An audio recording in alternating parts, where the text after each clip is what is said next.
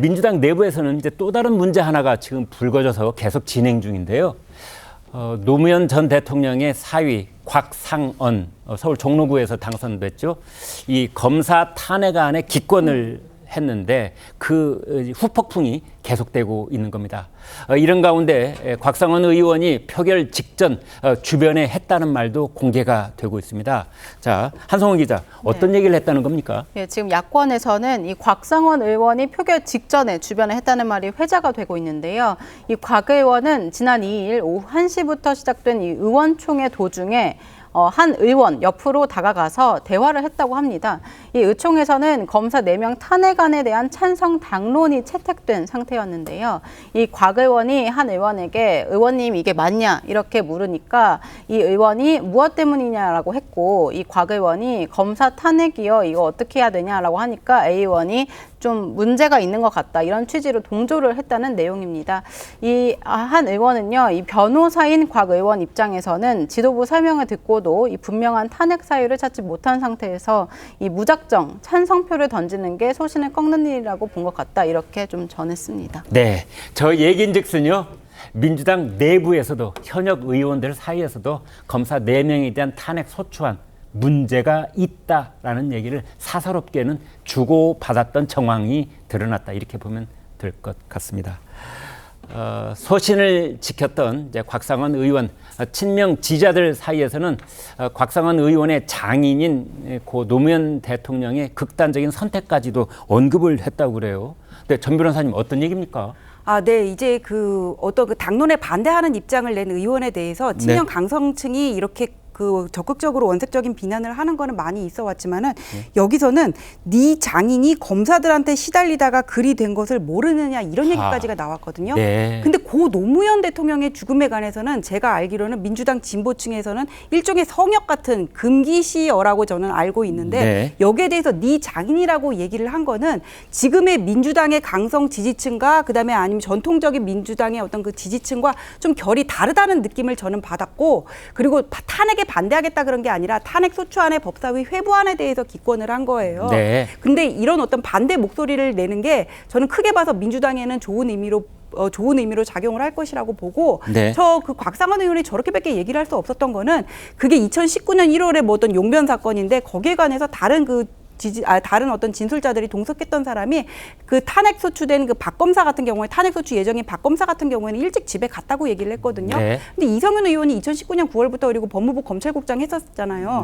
근데 왜 그때는 얘기를 안 하다가 지금 와서 하냐고 얘기를 했더니 자기는 그때는 몰랐다 그러는데 아니 탄핵 사유까지 되는 소리를 검찰국장까지 하면서 왜 몰랐다는 거예요? 저기 말이 된다는 소리입니다. 네, 그래서 오늘 아침에 이제 지금 이성윤 더불어민주당 의원에 대해서 신문에서 이런저런 그 비판의 분석 기사들을 내놓고 있는 보도를 볼 수가 있었는데요. 차재원 교수께요. 자, 그런데 민주당에서는 일단 그 검사 4명 탄핵에서는 이제 한 발을 빼고 대신 대통령 탄핵 국민청원 이 부분에 포커스를 맞추고 있는 그런 인상이에요. 그렇죠. 아무래도 검사 탄핵에 대해서는 상당히 그러니까 여론의 비판적인 목소리가 높고요. 제가 생각했을 때도 일반 검사 4명에 대한 지금 탄핵 발의는 어떻게 보면 일종의 견문 발금, 그러니까 모기를 잡는데 칼을 들고 설치는 그런 상황이잖아요.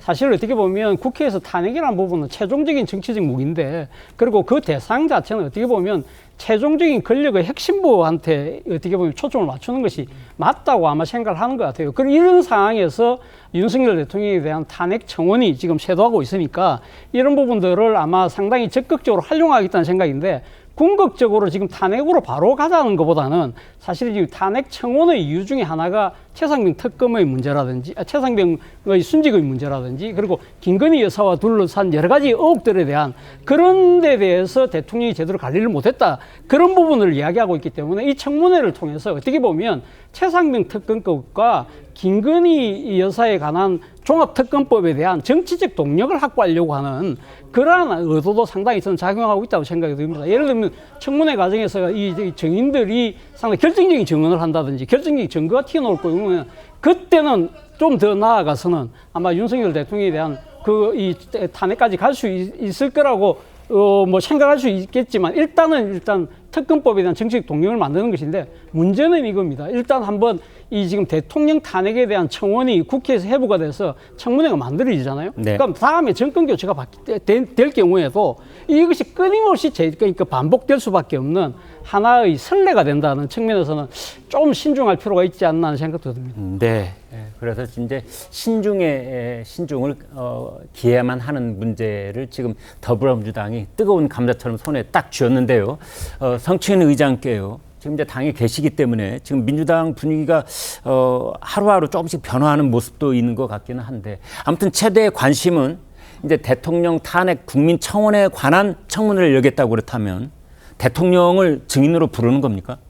그거는 쉽지 않겠죠. 아, 그리고 예. 고려를 하는 것도 저는 좀 부적절하다고 생각합니다. 네. 저는 차 교수님께 말씀하신 거 전적으로 동의를 하는데 이제 이게 국회 청원이 사실 국민들이 뭐 일부만 알고 있는 많은 분들이 알지 못하는 방식이었거든요. 네. 예전부터 있었음에도 불구하고 근데 예전에 그 문재인 정부에서 청와대 국민청원을 했던 적이 있었죠. 근데 지금 국회 국민청원보다 개인 인증 방식이 조금 더 수월했습니다. 네. 그때 문재인 대통령에 대한 탄핵안도 있었고 문재인 대통령에 대한 탄핵 반대 그것도 150만, 맞습니다. 146만까지 있었습니다. 네. 그때 진행을 하지 않지 않았습니까? 대통령실에서는 그 당시에 이거는 입법부의 권한이라고 넘어갔었는데 이렇게 입법부의 이런 국회 청원을 통해서 이 케이스가 한번 쌓이게 되면 만약에 우리가 반대가 됐을 때, 우리가 여당이 됐을 때도 똑같이 우리가 조금 뭐 흔들릴 때 보수 진영에서 한 100만 모아서 사실 이 답변해야 되는 기준은 5만으로 낮춰져 있거든요. 네. 그런데 그게 넘어갔을 때 또 답변을 해야 되는데 그것을 근거로 뭔가 청문회가 진행되고 하면은 계속해서 뭔가 정쟁으로 악화될 우려가 있거든요. 그렇기 때문에